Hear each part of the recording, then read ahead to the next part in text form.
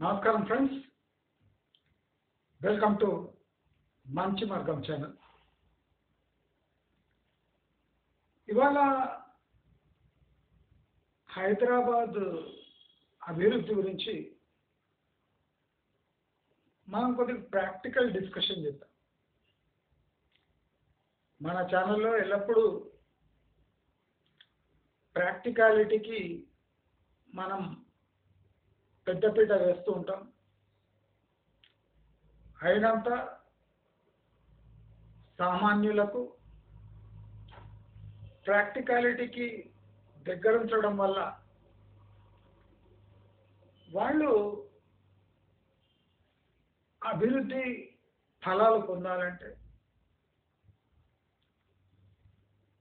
బయట జరిగే పరిణామాల యొక్క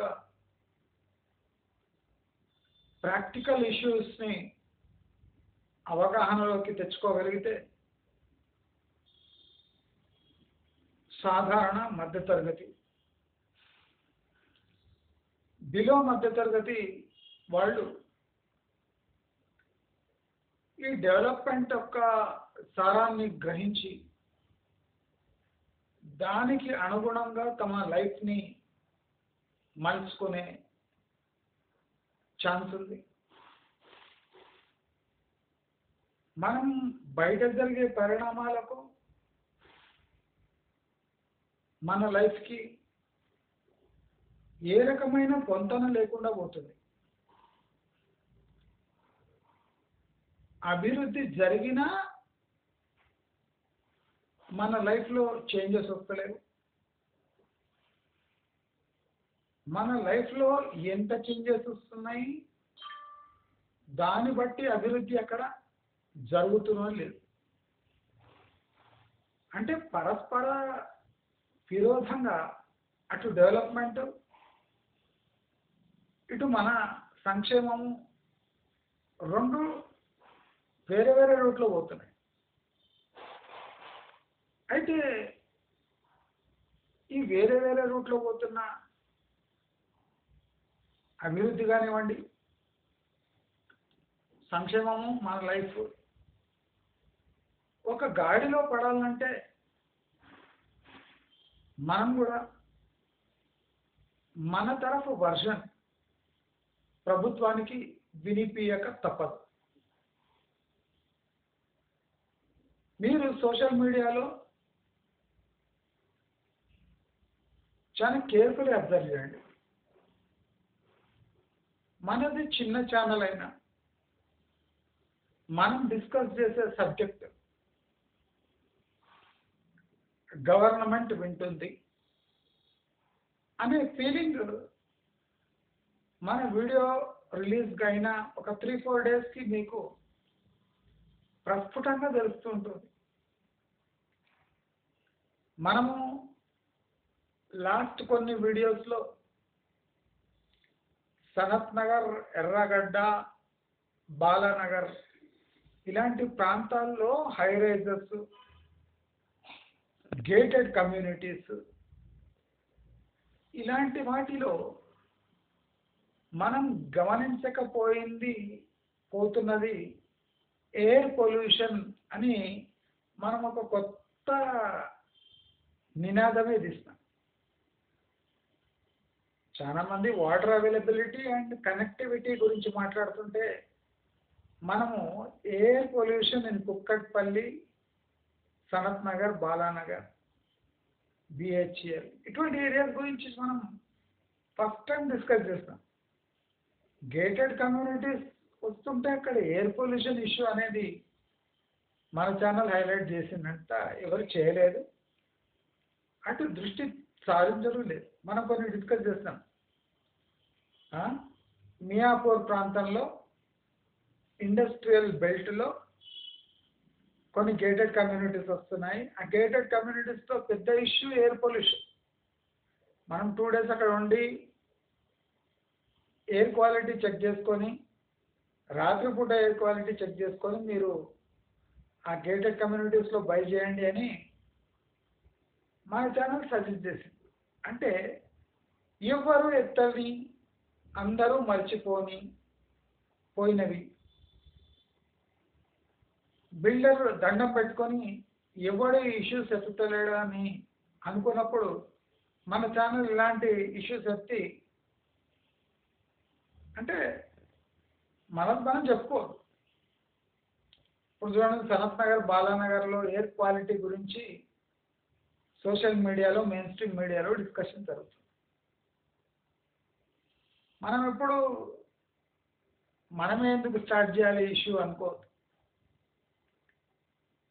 ప్రజలకు మంచి జరగాలి,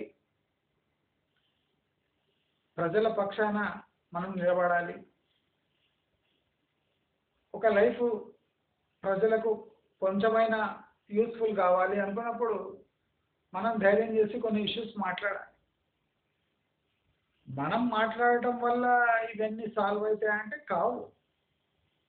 అది నాకు తెలుసు, మీకు తెలుసు, మనందరికీ తెలుసు. కానీ మనము ఒక చిన్న నిప్పు రవ్వ రాజేయగలమా? మనం కొంపకు నిప్పు పట్టలేము, అంత సత్తా మన దగ్గర లేదనుకోండి. కానీ మనం ఆ నిప్పు రాజేయగలమా? నిప్పు రాజేయం అంటే డిస్ట్రాయ్ చేయడం అని కాదు, మన ఆ ఇష్యూని హైలైట్ చేయగలమా? ఎందుకు చేయొద్దు? ఎవరు చేస్తారు? చేస్తే ఏమవుతుంది? ఇవన్నీ ఇర్రెలవెంట్. మనం ఒక స్టెప్ వేస్తాం, అది రైట్ స్టెప్ అని భావిస్తే దాన్ని అమల్లోకి తెస్తాం. ఇలాంటి విషయమే మనం ఇవాళ హైదరాబాద్ డెవలప్మెంట్ గురించి ఎవరు ఈ కోణం గురించి ఆలోచించినప్పుడు మన ఛానల్ ఆలోచిస్తుంది, దాన్ని బహిర్గతం చేస్తుంది, తర్వాత అందరూ ఫాలో చేస్తారు.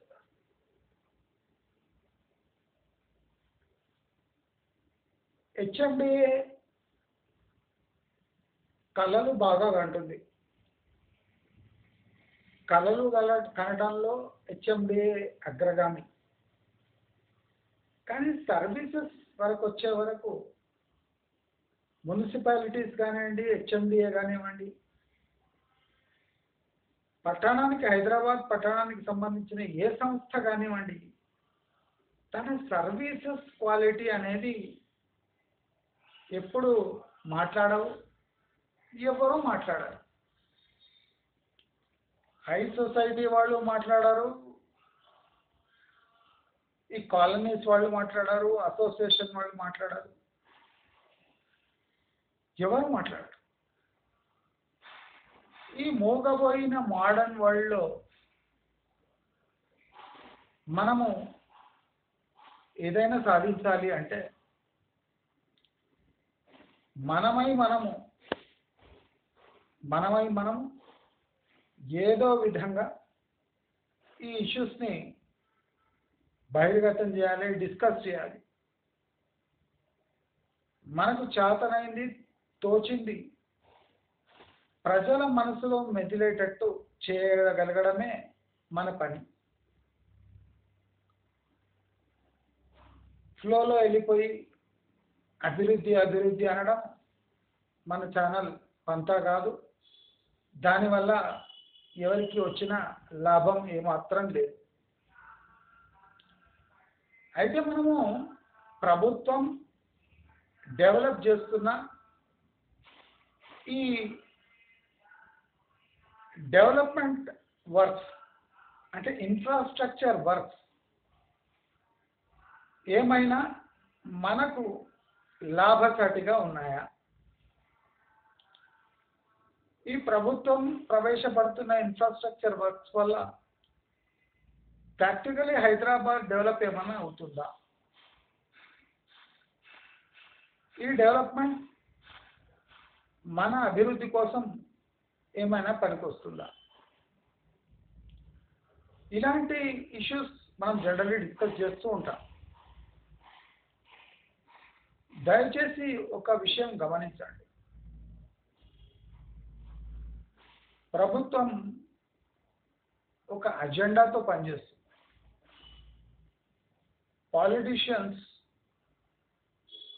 ఒక స్వార్థంతో పనిచేస్తారు.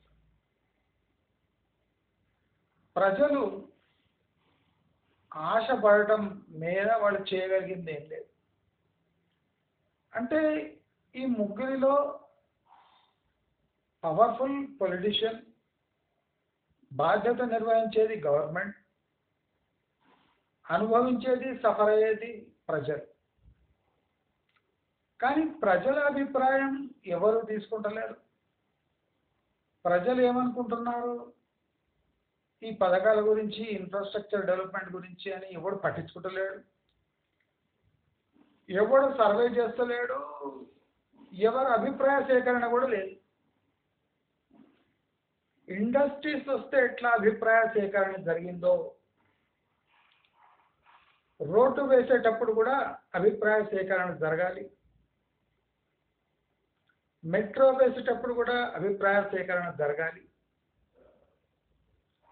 ఏ రకమైన డెవలప్మెంట్ వర్క్స్ చేస్తున్నా, ఎస్పెషల్లీ రోడ్ నెట్వర్క్ వేస్తుంటే తప్పకుండా అభిప్రాయ సేకరణ జరగాలి. ఆ రోడ్డు వేసేటప్పుడు ఈ రోడ్డు యొక్క భవిష్యత్తు, రోడ్డు యొక్క ఉపయోగము ప్రభుత్వము ప్రజలకు తెలియజేయాలి. ప్రజలు సూటిపోటి ప్రశ్నలు వేసి ప్రభుత్వాన్ని నిలదీయాలి. రోడ్డు వేసేది ప్రజాధనంతో. ప్రతినిధులు అయినంత మాత్రాన ప్రజాధనంపై వాళ్లకు హక్కు ఉండదు. They are accountable to the public exchequer. They are accountable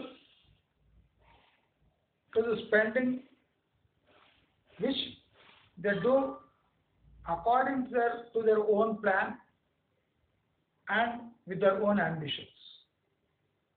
But I am asking one simple question. When people have elected a public representative, the onus lies on public representative to ask people about the development works he is going to take up. Let them give the feedback, then he has to take up the development work. But what happening in this dirty political world is, once the public representative is elected and when he is on board, he is no longer concerned about the anxiety of the public, the mood of the public, the words of the public, the thoughts that are lingering in the minds of public. Public should voice their concern to the public representative, and public representative should work according to the will of the public. He is the servant of the public, so he should act like a servant rather than a owner of the mandate. అంటే ఓట్లేసిన మాత్రాన నీవు రాజువు కావు, నీవు ఎప్పుడు public representative, public servant అని గుర్తు పెట్టుకునేటట్టు పబ్లికే చేయాలి. వాళ్ళు గుర్తుపెట్టుకోరు, కానీ మనం ఓటేసినందుకు మనం గుర్తు తేవాలి. బట్ ఏ డెవలప్మెంట్ వర్క్ చేసినా మా అభిప్రాయం మేరకే చేయాలి, లేదా ప్రజా సంక్షేమం ప్రూవ్ చేయాలి. ప్రజా సంక్షేమం అన్నా ప్రూవ్ చేయాలి, లేదా నేను చెప్పినట్టు చేయాలి. రెండిట్లో ఏదో ఒకటి చేయాలి. Either you prove that the development work is for the public good, or you have to listen to the public and give respect to the concern of the public. ఇది రెండు జరగాలి డెమోక్రసీలో, కానీ జరగవు. మనం సోషల్ మీడియా ద్వారా, మన channel ద్వారా పబ్లిక్ మనసులో ఉన్న మాట డెఫినెట్లీ బయట పెడతాము. అది గవర్నమెంట్లో హైలైట్ అయితేనే ఉంది. మన ఛానల్లో ఏం డిస్కషన్ చేస్తామో అది వితిన్ 1 వీక్ 3-4 డేస్తోనే సోషల్ మీడియాలో హాట్ టాపిక్ అయిపోతుంది. క్రెడిట్ మనకు రాదు, అది మన కన్సర్న్ కాదు. మనం ప్రజల కోసం పనిచేసినప్పుడు ఇవన్నీ పట్టించుకోవద్దు. అంటే ప్రజల కోసం పట్టించుకుంటున్నాము అంటే దాంట్లో స్వార్థం ఉంటుంది. మన ఛానల్ స్వార్థం చిన్న చిన్నది, సబ్స్క్రైబర్స్ కావాలని, కొద్దిగా చిన్నపాటి ఫైనాన్షియల్ హెల్ప్ మనం సబ్స్క్రైబ్ చేయగలిగితే చేయాలని. అది తప్ప మనం అజెండా పికప్ చేసి దాన్ని ముందర తీసుకుపోవడంలో జంకం. అది మన ఛానల్ స్పెషాలిటీ. అదే కాకుండా ఇప్పుడు హెచ్ఎండిఏ పరిధిలో జరిగే development works, HMDA master plan, ఇది చాలా హాట్ టాపిక్గా మరి. హెచ్ఎండిఏ మాస్టర్ ప్లాన్ ప్రకారం ఈ ఏరియాలు ఇలా అభివృద్ధి చేసే ప్లాన్ హెచ్ఎండిఏ వేసింది అంట. నేను ఒకటే ప్రశ్న అడుగుతున్నా, హెచ్ఎండిఏకి మాస్టర్ ప్లాన్ వేసే హక్కు ఎవరిచ్చారు? Who has given a state development body that is devoid of public opinion authority to design a master plan for a city without public consensus?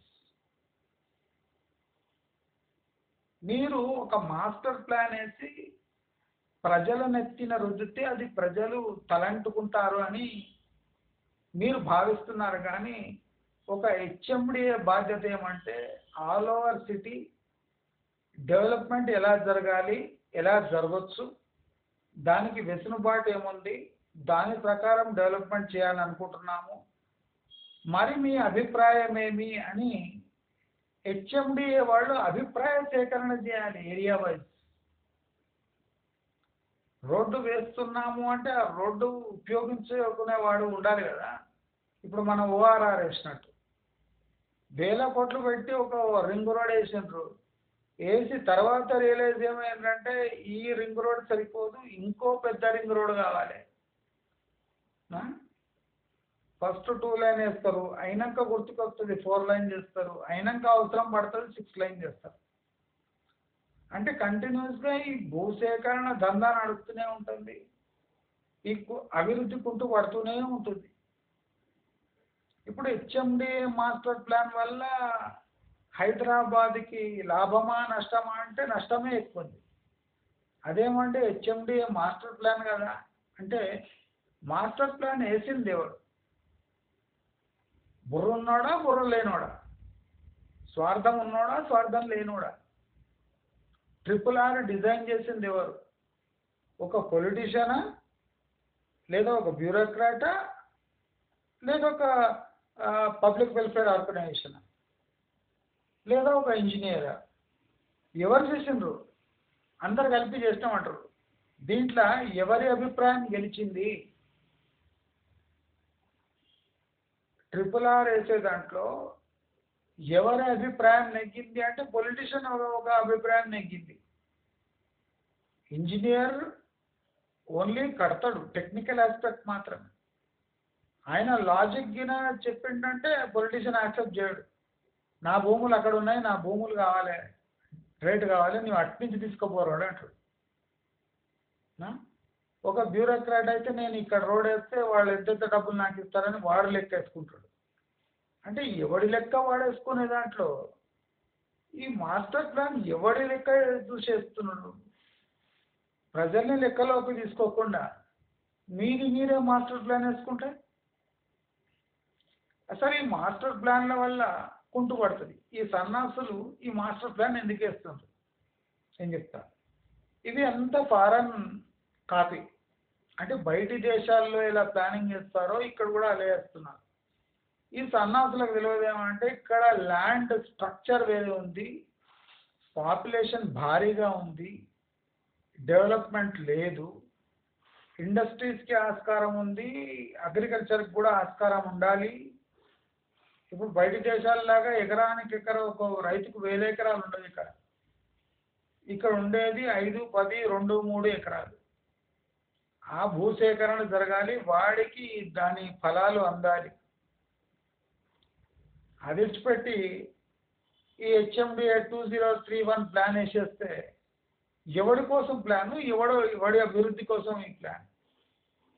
For example, HMDA తనకు తానే entertainment zone, gaming zone, green zone, industrial zone, housing zone,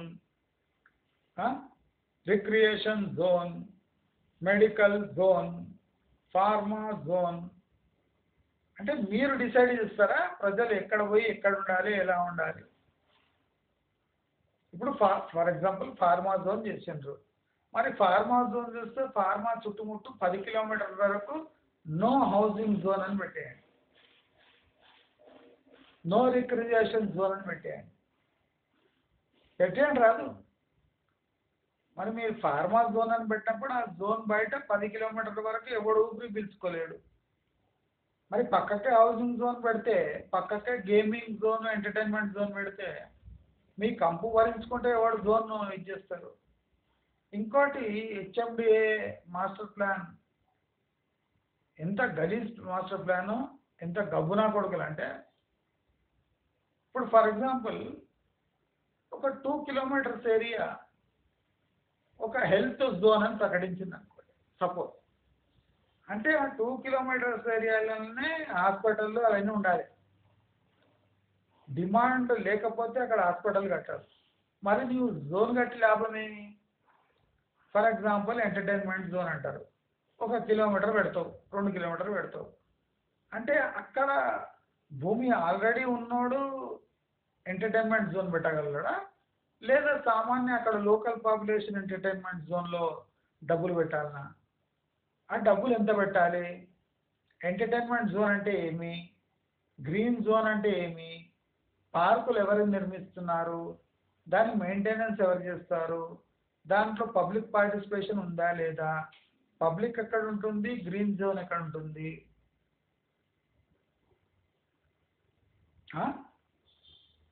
industrial zone ఆ housing zone పక్కన ఉంటే housing zone మిగలదు, industrial zone మిగులుతుంది. అంటే ఇండస్ట్రీస్లో work చేయాలంటే housing project కావాలి, కానీ ఆ పొల్యూషన్ వల్ల హౌసింగ్ ప్రాజెక్ట్స్లో అక్కడ హౌసింగ్ జోన్లో ఎవరు ఉండకపోతే ఇండస్ట్రియల్ ఎట్లా నడుస్తాయి? అంటే హౌసింగ్లో ఉంటే కదా ఇండస్ట్రీస్ నడిచేది. హౌసింగ్లో ఎవరు ఉండడానికి రెడీ లేకపోతే నీ ఇండస్ట్రీస్ చాలా దూరం అయిపోతాయి.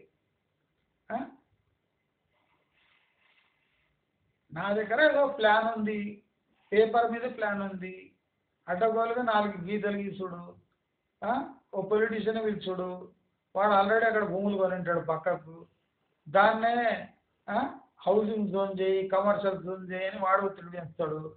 అది అనుకూలమైన పరిస్థితి అయినా కాకపోయినా హెచ్ఎండి వాళ్ళు ఆ పొలిటీషియన్ దగ్గరనే డబ్బులు తీసుకొని దాన్ని హౌసింగ్ జోన్గా ప్రకటిస్తారు, హై రైజ్ జోన్గా ప్రకటిస్తారు.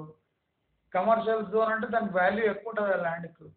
మీ ఇష్టం వచ్చినప్పుడు దాన్ని కమర్షియల్ జోన్ చేసేస్తే పబ్లిక్ పార్టిసిపేషన్ లేకుండా మీరు ఆ జోన్లో ఎట్లా ప్రకటిస్తారు?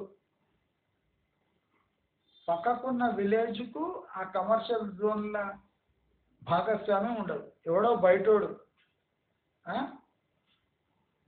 ఏదో ఇక్కడి నుంచి మన కోకాపేట అక్కడి నుంచి వచ్చి వాడు ఇక్కడ శంషాబాద్ దిక్కు ఎంటర్టైన్మెంట్ జోన్లో, కమర్షియల్ జోన్లో వాడు బిల్డింగ్ కట్టేస్తారు. అంటే లోకల్ పబ్లిక్ పార్టిసిపేషన్ ఏం లేదు, నీ ఇష్టం వచ్చినట్టు మార్పు చేస్తావు. గాల్ఫ్ కోర్స్ అన్నావు, గాల్ఫ్ ఆడేవాళ్ళు ఎవరు? శంషాబాద్ దగ్గర దీని దగ్గర మహేశ్వరంలో గాల్ఫ్ ఆడతారు. అక్కడ ఎవరు ఉంటారు? చుట్టుముట్టు తుర్కోళ్ళు ఉంటారు. తుర్కోళ్ళు గాల్ఫ్ ఆడతారు. ఫర్ ఎగ్జాంపుల్ గచ్చిబౌలి నుంచి గాల్ఫ్ ఆడాలంటే 1.5 గంటల ప్రయాణం చేసి గాల్ఫ్ ఆడిపోవాలి. 200-300 ఎకరాలలో నువ్వు గాల్ఫ్ కోర్స్ పెడితే గాల్ఫ్ ఆడేటోడు ఎవడు? వాడు ఎంత దూరం ప్రయాణించాలి గాల్ఫ్ ఆడాలంటే?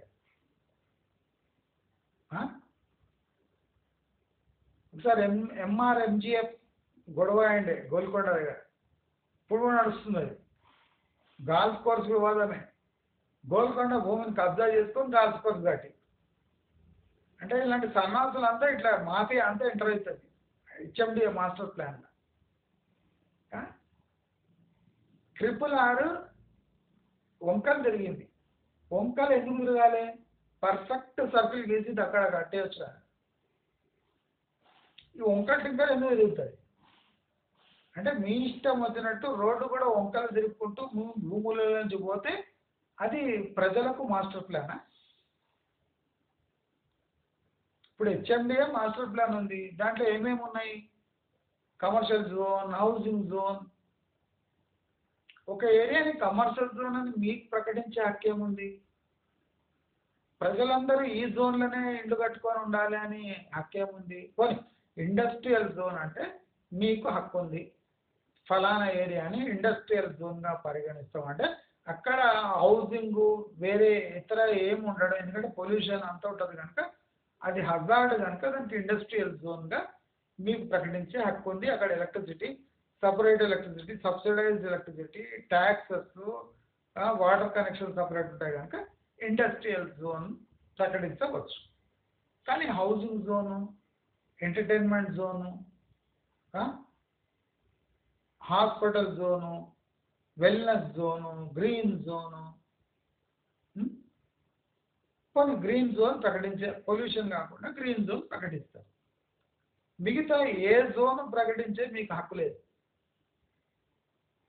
మీరు అనుకున్న చోట ఒక జోన్ ప్రకటించడం, అక్కడ మీ అనుకున్న వాళ్ళ భూములు ఉండడం, అక్కడ మీరు రోడ్డు కూడా వేయడం అంటే మా డబ్బులతో మీరు లబ్ధి పొందే యోచనలో హెచ్ఎండిఏ మాస్టర్ ప్లాన్ ప్రకారం మీరు ముందరపోతున్నారు.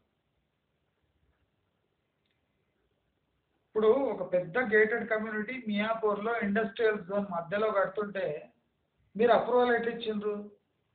అక్కడ ఉన్నవాళ్ళు ప్రజలు కాదా, వాళ్ళ ప్రాణాలు కావా? మరి మీరు ఎట్లా అలౌ చేసిండ్రు?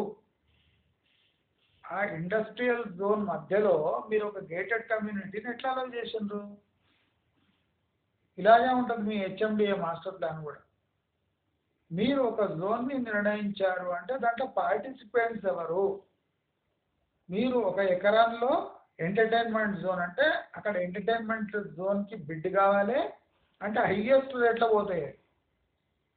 పోనీ హైయెస్ట్ రేట్లో పోయి వాడు ఏమన్నా చీప్గా ఇస్తున్నాడా మన పబ్లిక్కి అంటే ఏడు వాడు ఎన్ని డబ్బులు పెడతాడో అంతా వసూలు చేయడానికి ఒకదానికి 2 ప్రైజ్ వేస్తాడు. ఆ ప్రైజ్ కట్టేది ఎవరు? ప్రజలు. నీ ఎంటర్టైన్మెంట్ జోన్లో అక్కడ వచ్చేవాళ్ళు ఎవరు? Highest bidder. ఆ హైయెస్ట్ బిడ్డర్ ఒకసారి జార్బండ జాడాలంటే నాకు 100 రూపాయలు ఇవ్వాలంటాడు. అంటే పిల్లవాడు ఒక జార్బండ జాడితే 100 రూపాయలు ఇవ్వాలా వాడికి?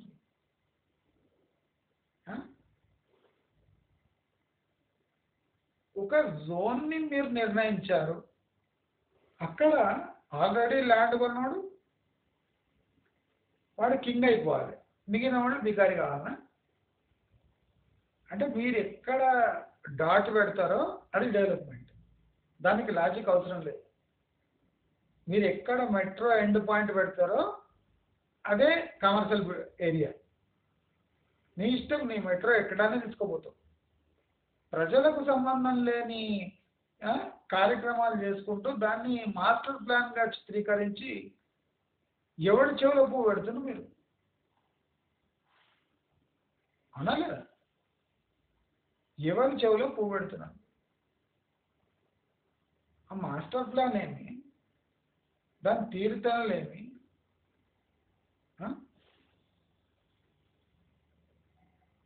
ఇప్పుడు రీజనల్ రింగ్ రోడ్ అది ఎవరికి ఉపయోగపడదు 30 ఏళ్ళ వరకు.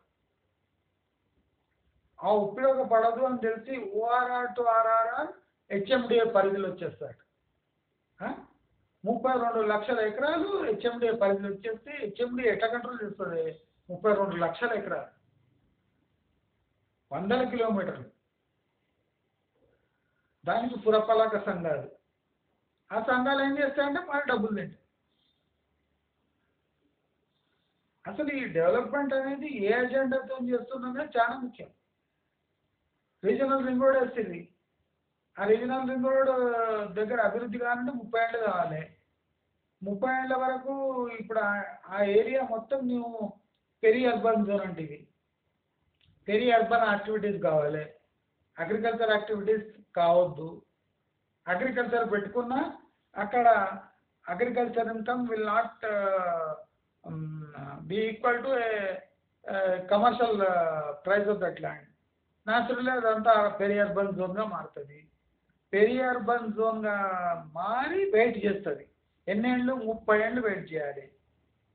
అంటే మీరు ఒక టిక్ మార్క్ పెట్టిందంటే అది దేనికి పనికి రాకుండా తయారై 30 ఏళ్ళు వెయిట్ చేయాలి. దాంట్లో అన్ని తికమక ట్రాన్సాక్షన్స్.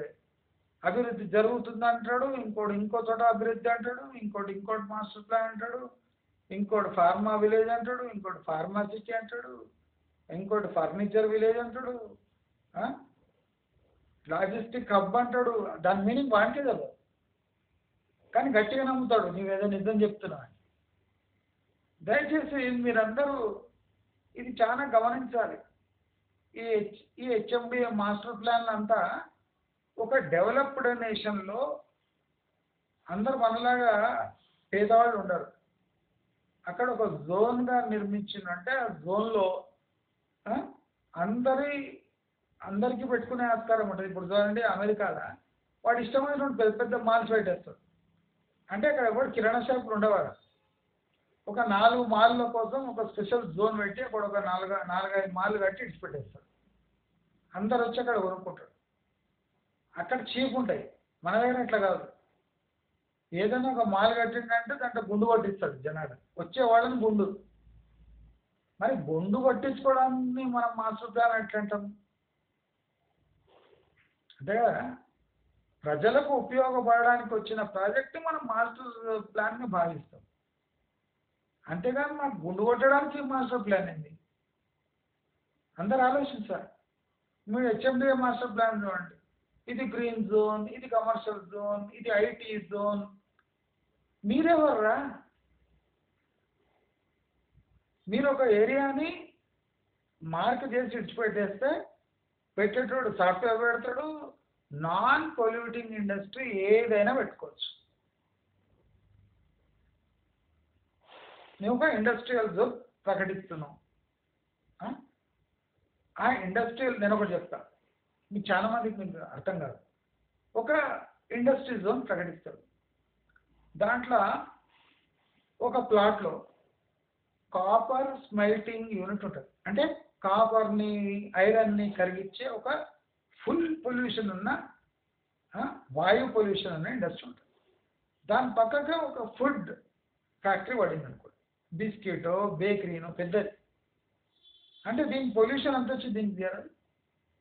అంటే నువ్వు ఫుడ్ పార్క్ పెడతా అంటావు. ఇప్పుడు నీకు ఫుడ్ పార్క్ పెడితే అక్కడ వచ్చేటాడు ఎవడు? మీ ఫుడ్ పార్కులు, టెక్స్టైల్ పార్కులు అన్నీ ఫెయిల్ అవుతాయి. లేబర్ లేదు, డిమాండ్ లేదు. అక్కడే హోల్సేల్ మార్కెట్స్ లేవు. ఆ మార్కెట్ దగ్గర నుంచి ప్రొక్యూర్ తీసుకొని ఒక ఆగ్రో పార్క్ ఇస్తాడు కదా, నీ ఆగ్రో పార్క్ అని సపరేట్ ఇస్తావు, నడవదు. నీవదే ఈ గ్రీన్ ఇండస్ట్రీస్ ప్లస్ దీన్ని మీ హౌసింగ్ జోన్గా పెడితే అక్కడ పనిచేసేటోళ్ళు ఉంటారు, మీ ఇండస్ట్రియల్ డెవలప్మెంట్ కూడా అవుతాయి. నీవు ఒక సెక్షన్ అంతా ఫార్మాసిటీ, ఒక సెక్షన్ అంతా కెమికల్ సిటీ. నువ్వు కెమికల్ సిటీ పెట్టినావంటే కెమికల్ సిటీ చుట్టూ 50 కిలోమీటర్ల కవర్ ఉండదు. నువ్వు పెట్టేం లాభం? ఆ ఫార్మాసిటీ పక్కకి ఎంటర్టైన్మెంట్ జోన్ అట. ఎవర్రా మీరు? ఎట్లా కొట్టినరా మీరు?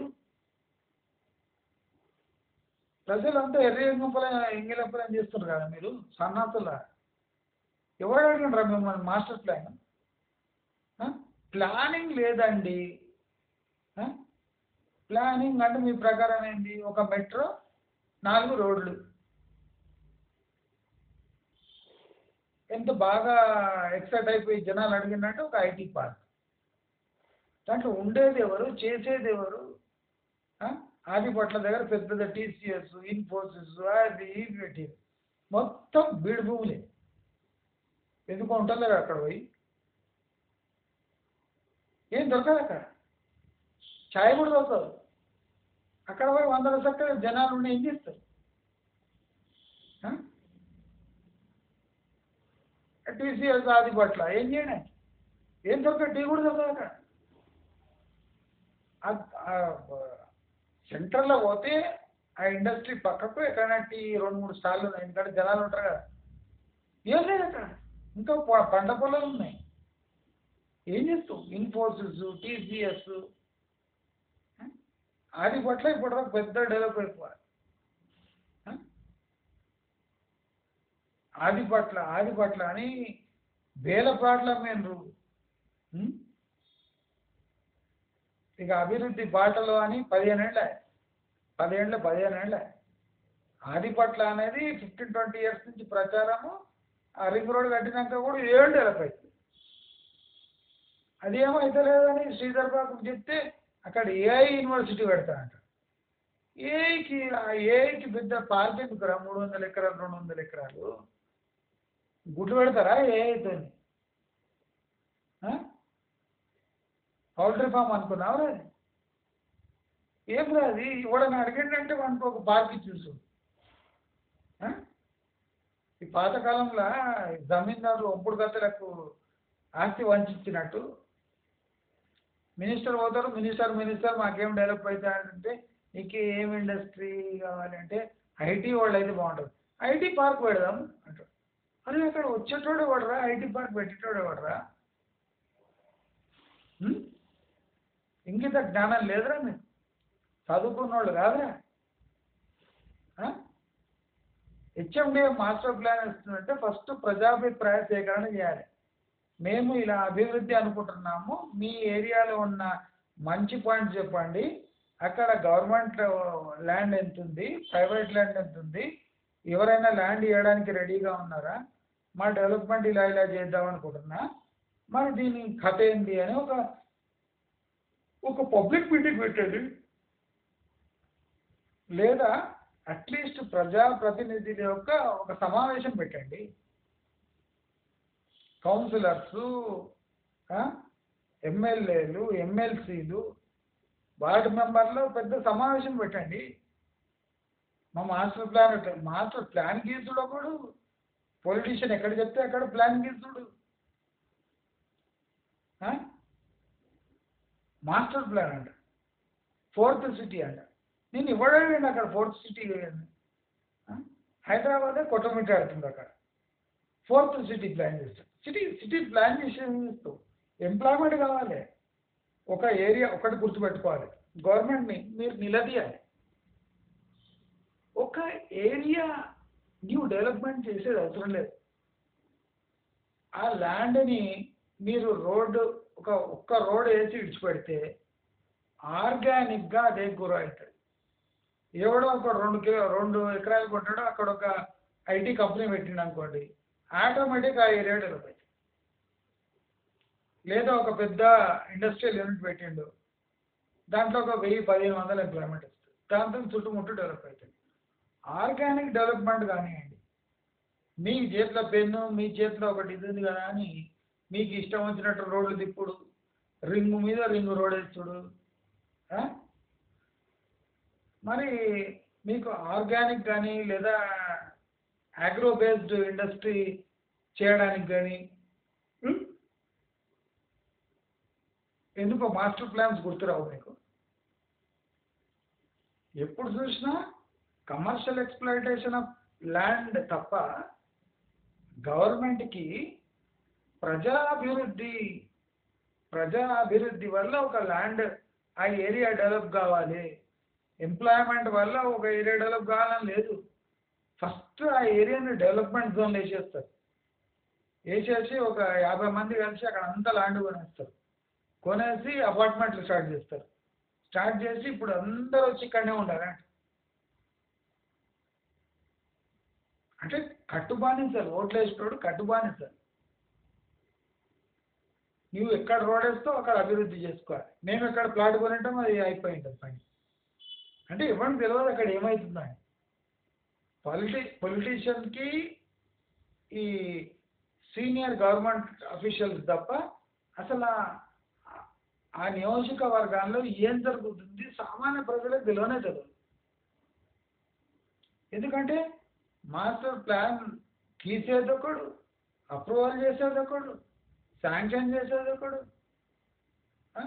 మొత్తం హెచ్ఎండిఏ ప్లాన్ అప్రూవల్ అయినాక శాంక్షన్ చేస్తాడు, వాడు చెప్తాడు నాకు కొద్దిగా మా ఇంటి దగ్గర నుంచి రోడ్డు తీసుకోకపోతే నాకు ఒక 4 ఎకరాలు ఉంది, దాన్ని నువ్వు రోడ్డు తీసుకోకపోతే నేను అప్రూవ్ చేస్తా అంటాడు. ఇప్పుడు కాంగ్రెస్ తీసుకుపోయి సెంట్రల్ గవర్నమెంట్ దగ్గర ప్లాన్ పెడతాడు. సెంట్రల్ గవర్నమెంట్ అంటాడు, ఒక కిషన్ రెడ్డి కూర్చోంటాడు, నాకు ఒక 4 బార్లు తీసే స్థలం నీవు ఇచ్చినావు అనుకో, నేను దీన్ని ఇమ్మీడియట్గా స్టాంప్ చేస్తా అంటాడు. కిషన్ రెడ్డి అన్నీ ఇవే వ్యాపారాలు, మద్యం వ్యాపారమే ఫుల్.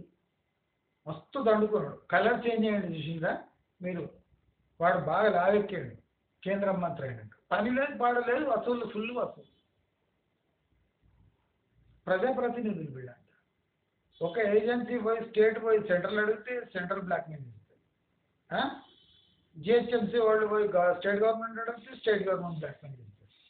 కౌన్సిలర్లు పోయి మున్సిపాలిటీని అడిగితే మున్సిపాలిటీ వాడు బెదిరిస్తారు, వాడు పైసలు తింటాడు. ప్రజలు పోయి కౌన్సిలర్ దగ్గర పోతే కౌన్సిలర్ పైసలు తింటాడు. అంటే ఓడేవాడికి అప్రోచ్ అయినా వాడికి పైసలు ఇవ్వాలి, అయితేనే దాన్ని అభివృద్ధి పదంగా నడిపిస్తారు. అలాంటిదే అచ్చు గుద్దిందే ఈ హెచ్ఎండిఏ మాస్టర్ ప్లాన్, అచ్చు గుద్దిందే ఈ ట్రిపుల్ ఆర్, అచ్చు గుద్దిందే ఓఆర్ఆర్, అచ్చు గుద్దిందే ఈ హెచ్ఎండిఏ పరిధి ఓఆర్ఆర్ నుంచి ఆర్ఆర్ఆర్. అంటే ఇవ్వండి పర్టికులర్ అసలు ఏం జరుగుతుందో అక్కడ ఏముంది తెలియదు. జోన్లుగా ప్రకటించడం, నిద్రపోవడం, వంగడేసుకోవడం, అది ఆటోమేటిక్గా అయిపోతాడు. లాజిస్టిక్ పార్క్ 1000 ఎకరాలు ఇవ్వడం, అక్కడ వచ్చేది గోడౌన్లు పెడితే అయిపోయానా లాజిస్టిక్ పార్క్ అయిపోతుందా? ఒక ఆటోమొబైల్ హబ్ ఎందుకు పెట్టరు? ఆటోమొబైల్ హబ్బులు పెట్టండిరా దమ్ముంటే. 5000 ఎకరాలు ఇచ్చి ఆటోమొబైల్ హబ్ పెట్టు, విపరీతంగా ఎంప్లాయ్మెంట్ పెరుగుతుంది. ఆ దమ్ము లేదు. గంపెడు ఇంజనీర్లు ఉన్నారు కదా, ఓ పెట్టు 2000 ఎకరాలు 5000 ఎకరాలు పెట్టి ఫార్మా హబ్ పెట్టి ఒక్కొక్కరికి 50 ఎకరాలు ఇచ్చింది. వానికి 5 ఎకరాలు సరిపోతాయి, 5 to 10 ఎకరాలలో అయిపోతుంది. వానికి 50 ఎకరాలు ఇచ్చింది. ఎవడన్నా పబ్లిక్ ఇంట్రెస్ట్ లిటిగేషన్ వేయండి వీళ్ళ మీద. 5-6 కంపెనీలను పైసలు తీసుకొని 50 ఎకరాలు కట్టబెట్టింది. ఏమంటే రీసెర్చ్ ల్యాబ్ అట. రీసెర్చ్ ల్యాబ్కి 50 ఎకరాలు ఎందుకు బే అని అడిగేటోడు లేడు. 50 ఎకరాలు 100 ఎకరాలు ఎందుకు ఇవ్వాలరా మీకు? ఇది పబ్లిక్ మనీ, పబ్లిక్ ల్యాండ్. అది 13,000 ఎకరాలు కేసీఆర్ గారు కబ్జా చేసినది నువ్వు వచ్చింది పంచుతావా దాన్ని? నైట్ సఫారీ అట. ఈ ష్రబ్ ఏరియాలో, శంషాబాద్ ఆమన్గల్ ఏరియాలో నువ్వు నైట్ సఫారీ ఏం చేస్తావు అక్కడ? నైట్ సఫారీ అంటే అర్థం తెలుసా? వన్య మృగాలు, వన్య ప్రాణులు ఉంటే అక్కడ నైట్ సఫారీ చేయొచ్చు. ఎన్ని కిలోమీటర్లు ఉన్నది నైట్ సఫారీ చేయడానికి? ఏమి కెనియానా, మొజాంబికా, ఆఫ్రికా దేశాల వైల్డ్ రిజర్వ్ ఇది, రాంతంబోర్ నేషనల్ పార్క్? ఏం లేదురా ఇది.